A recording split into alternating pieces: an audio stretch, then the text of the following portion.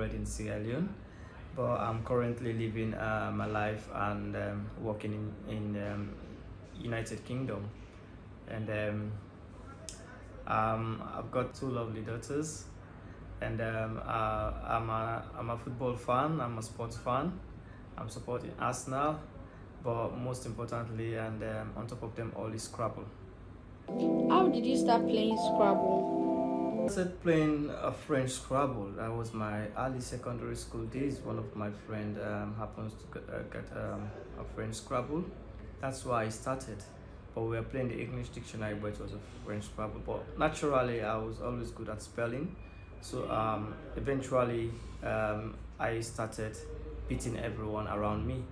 So, and they started calling names. Oh, have you played this top player within my town?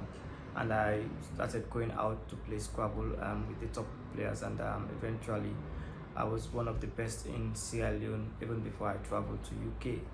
And I was working at the Central Bank, which was my first job in Sierra Leone, and they always organize Scrabble tournaments, and I'm always the winner. I'm always the champion until I left for UK. So Scrabble has been part of my life. It's in my DNA. I can't remember going a day without playing Scrabble, no matter what, even if I'm busy at work or whatever. I always try to play Scrabble, and I always try to get myself involved into Scrabble organization, and try to be wherever I find myself within the Scrabble family. I try to show up. I try to make sure I seek the welfare of Scrabble players. So Scrabble is all over me, and that's my life. And I play competitive Scrabble. I play active Scrabble, in as much as we are organizing the scene for other people to become better. Tell us about the game called Scrabble and its benefits. Scrabble is not. It's a game for everyone.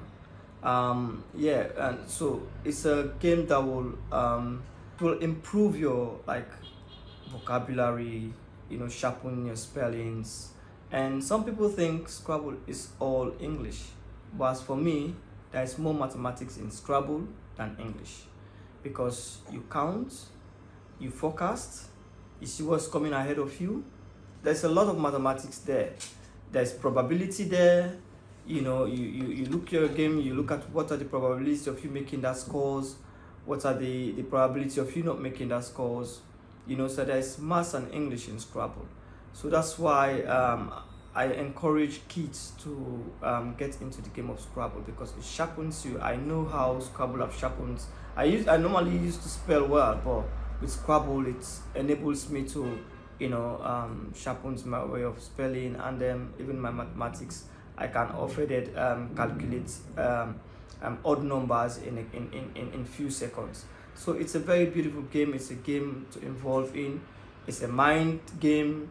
It's a game that it sharpens your brain, and it makes you think well, and it makes you think deep, and it keeps your brain alert. So it's very good and healthy. So tell us about the office you occupy at the moment. President of the Pan-African Scrabble Association, and looking after the affairs of all the African Scrabble Association in the continent. My role is to make sure Africa Scrabble improve to the heights we are looking forward to, and so that we can produce world-class player. And that's why we are organizing various tournaments around Africa, because we've got world championships before, a world champion before, in the name of Nigeria. So we want to replicate that in many years to come. So that's why we are doing our homework now, and that's my vision for the continent. I'm getting to 4 years now in the position, and we were on a roll, working very, very hard, trying to organize the African scene, but because of the COVID, all of us know what happened, and there was a halt. But now we started live again, and we have started hard work again in terms of organizing Scrabble tournaments all over Africa, and making sure African players are getting into their potential.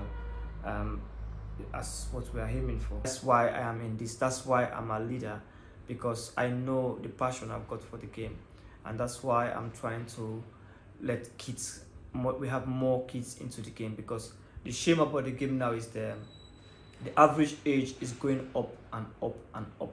The average age of players are going up and up and up, and it's scary for the longevity of the game.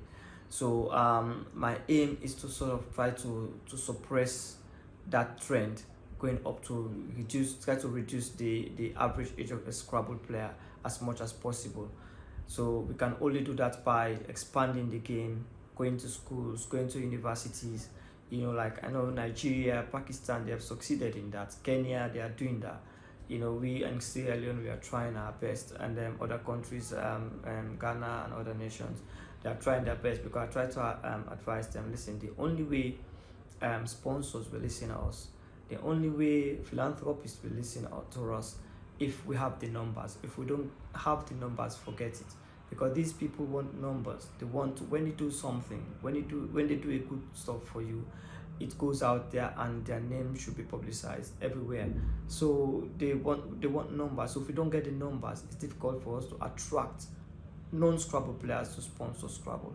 We have to attract businesses for them to see a business case of them sponsoring Scrabble, but we cannot do that without numbers.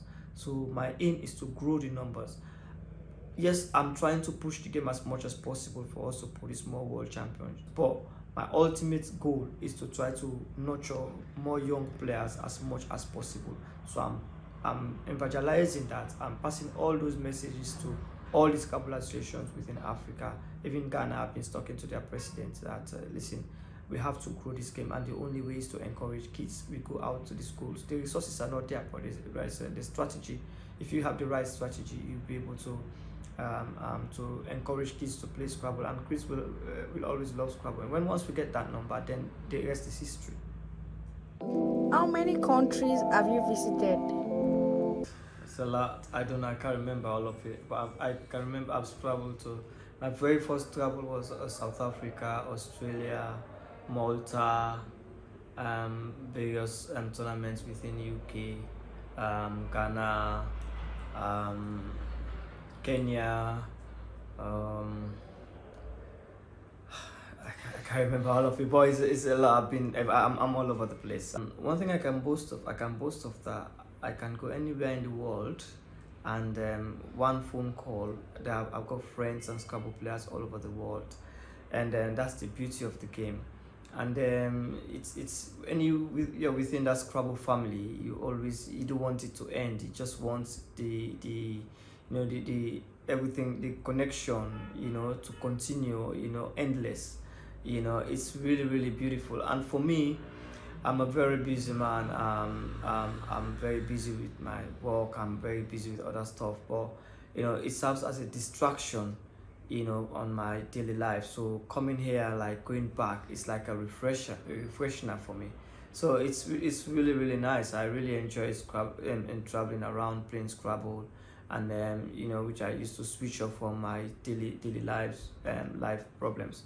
So it's really nice, and I always want to travel as much as possible, and probably I've got lots, for as long as I've got good health, I'll travel as far and wide the world just to play Scrabble.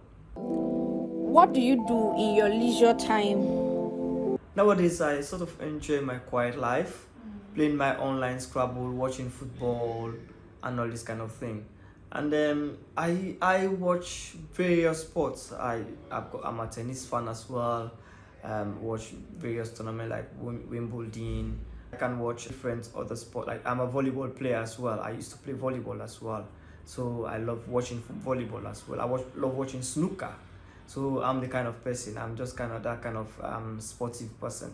So like when it comes to sports, I am all over the place. I'll be watching cricket. I'll be watching rugby. That's me. I enjoy all sorts of sports.